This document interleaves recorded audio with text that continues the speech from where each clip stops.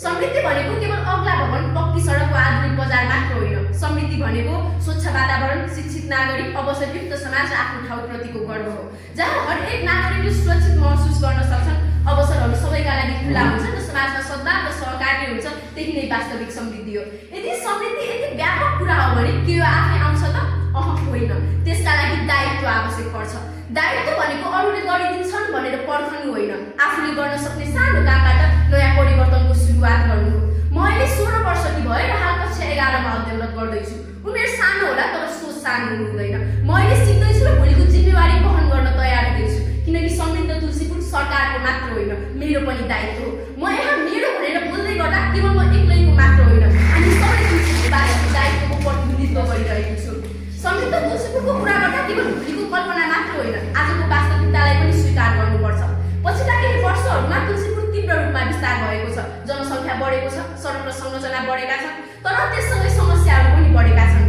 हामीले दैनिक रूपमा देख्छौँ सार्वजनिक स्थलमा फोहोर जम्मा भएको, पार्टी खोला तथा अन्य खुला नालाहरूमा पोलिथिनहरू बगिरहेको, विद्यालय क्षेत्र वरपर, सडक क्षेत्र वरपर जथाभावी फोहोर फालिएको, यी सबै दृश्यले हामीलाई प्रश्न गर्छन् कि यही हो समृद्ध तुलसीपुर? यहीबाट हामी सबैको सामूहिक दायित्व सुरु हुन्छ। सार्वजनिक स्थललाई आफ्नो घरसँग माया गर्नु, खोला नाला सफा राख्नु र सरसफाइ अभियानमा सहभागी हुनु, यी सबै हाम्रा साझा दायित्व हो। तर समृद्धि केवल सरसफाइमा मात्र सीमित छैन। शिक्षा, चेतना र युवाको भूमिका यसका आधार हो। हामी जेनजी त्यस्तो पुस्ता हो जसले प्रश्न गर्न, आवाज उठाउन र परिवर्तन खोज्न जान्छ। पछिल्ला समयमा हामीले आन्दोलनका रूपमा देख्यौँ, जहाँ भावनासँग आक्रोश मिसियो र केही संरचना जले, केही फुटे, तर ती भवनहरू केवल इँटा र सिमेन्ट मात्र थिएनन्, ती हामी तुलसीपुरवासीका साझा सम्पत्ति थिए। आजको दायित्व दोषारोपण गर्नु होइन, ती अनुभवबाट सिकेर अघि बढ्नु हो। अब हामीले ती जलेका र क्षतिग्रस्त संरचनालाई योजनाबद्ध रूपमा पुनर्निर्माण गर्न सक्यौँ भने त्यही नै जेनजीको सबैभन्दा ठुलो योगदान हुनेछ। किनभने हामी केवल विरोध गर्ने पुस्ता होइनौँ, हामी पुनर्निर्माण गर्ने, आफ्नो दायित्व निर्वाह गर्ने र समृद्ध तुलसीपुर बनाउन सक्ने क्षमता भएका पुस्ता हो। हाम्रो शहरलाई आर्थिक, शैक्षिक र सांस्कृतिक रूपमा बलियो बनाउनु पनि हाम्रो दायित्व हो। युवालाई रोजगारका अवसरहरू प्रदान गर्नु, कला संस्कृति खेलकुदलाई प्रोत्साहित गर्नु, नयाँ व्यवसाय र साना उद्योगको प्रवर्धन गर्नु, विद्यालय र पुस्तकालयको पहुँच सबैका लागि सुनिश्चित गर्नु, यी सबै हाम्रा साझा दायित्व हो। समृद्ध तुलसीपुरका लागि सुशासन र सहकार्य अत्यन्त आवश्यक कुरा हो।